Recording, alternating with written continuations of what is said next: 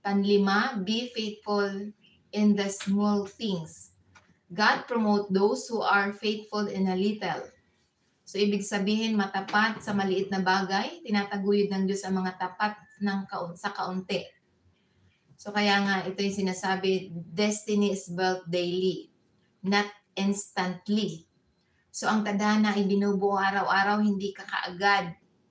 Kaya sinasabi niya sa Luke chapter 16 verse 10. So good morning po sa lahat ng mga viewers, subscribers. So isang magpalang maraming salamat po sa subscriber and followers. So lahat po ng inyong dalangin, answered prayer in Jesus' name. So ano man yung mga pangangailangan nyo, sabihin nyo lang at tayo mananalangin para tayo ay maibigay ng Panginoon ang lahat ng pangangailangan ng bawat isa.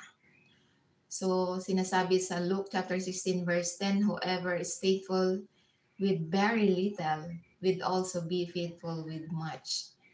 So, ito yung ang tapat na kakaunti, sa kakaunti ay magiging tapat din sa marami.